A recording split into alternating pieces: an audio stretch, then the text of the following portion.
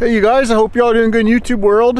Just out on a quick morning hike, mid-morning I guess. Wanted to show you guys some of these sights. Check this out. We got hit with a snow stick. I thought we weren't gonna too, but we did.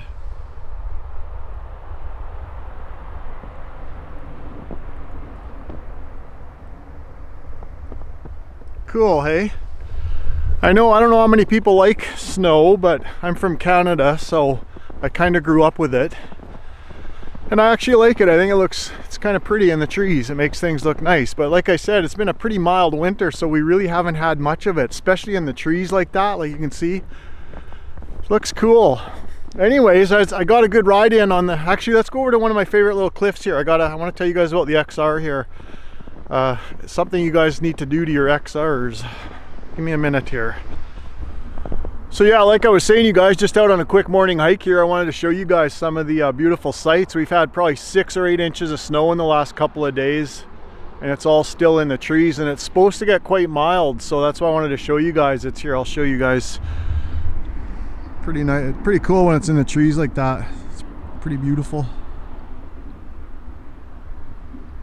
But yeah, it just got me to thinking. A couple days ago on Friday, I got out for a ride on the XR. There was minimal snow, so the traction was actually quite good. I climbed some wicked hills and everything. It was a blast. But anyways, one of my guards fell off. So I think what we'll do, we'll zip back to the garage and then I can show you guys on the bike which guard it is. Probably 90% of you guys out there don't even have this guard on, and it's probably one of the most important guards on the XR, because it could leave you stranded, up in the hills if you didn't have this. And some of you guys could try and guess, but I bet you won't guess which one it is, but it's an important one. So right on, you guys. I hope you guys are digging my stuff. I'm sure liking the YouTube life. I've last couple of years I haven't done that much with it, but I've been getting back into it quite a bit over this winter, and mainly because I was able to ride, so I was able to do lots of filming and stuff. So check out my stuff. I'm also utilizing the shorts. I never really utilized the YouTube shorts before, so it's quite a lot of fun, and some of my videos do really good on there. I've got one right now that's got 3,000 views like overnight kind of thing, so it's a good way to grow your channel for you guys out there wanting to know how to do that. I mean, hopefully it's going to work anyways, but right on, you guys. I'll see you guys, well, back at the garage, I guess.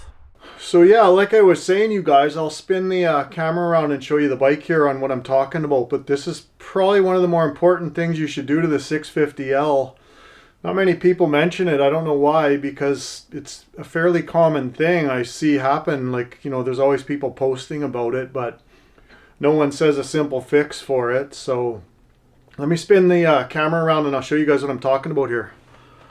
So yeah, what we're talking about here, you guys, is your clutch stator cover. This is one of the more important covers on the bike, that's for sure. I mean, there is a bit of an oil bath in there, so if you wind up putting your gear shift lever through the cover, then you're going to be, especially if you're way in the back country, you don't want to be riding, back home, pumping the oil out of the bike. It's not ideal. But so anyways, all I did, you guys, is got some cardboard. I made a template for that. It fits on there really nice. I cut it out of aluminum, just trace it out, and then I just silicone it on there. But the other day when I was out riding, I guess it was pretty cold, so probably the silicone got a little dry or brittle or something, and I caught it hanging down like that. But it got me to thinking I should probably let you guys in on that. Lots of you probably already know about it, but not a lot of people don't know about it as well. So like I say, when I got this bike, it already had the previous owner had put a hole in there, and then he covered it up with JB Weld. And then when I got the bike, back then, I didn't want to spend the money on a brand new cover, so I just fixed up his repair with, I took the cover off and put JB Weld on the inside, the outside, ground it smooth, and then no one's none the wiser. It works. It's worked for all these years and never leaked. But the key to the JB Weld, if you want to cheap out, is just clean it with brake clean really good inside and out, and then hit it with a small torch and burn the oil off, and then use your JB Weld. I do have 2 spare motors, so I could swap the cover out if I really wanted to, but it's not a big deal. It's a good repair and it's not leaking, so no big deal. But anyways, with the XR having that extra long shift lever, I guess that's, that leverage, it's easy to bend, and that's what happens. Like, I'll flash up a picture a couple years ago. I was taking photos. I had my back turned to the bike. I wasn't even on it.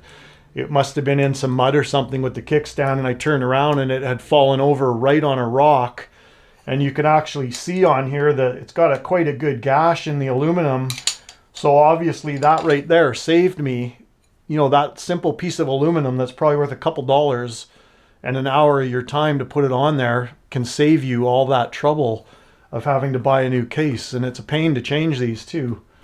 Well, it's not that big of a pain, but you got to pull your starter gearing off of there, and it's a bit of a pain, let me put it that way. But anyways, I thought I would share that with you guys. That's probably one of the more important things I would pay attention to on your 650L. You know, it's one of those things where you don't even have to be on the bike. It can fall over in the parking lot on a hot day, and there's your cover's ruined. It's real simple to ruin that. So right on. I hope that helps you guys. Let me know if you guys have ever had that problem, or if it's something you've already addressed. You can also get the TIG welder. I got a spool gun over there. I could weld it on if I really wanted to, but the silicone seems to work pretty good. So it's an easy repair, or easy protection to add to there. So right on. Bye.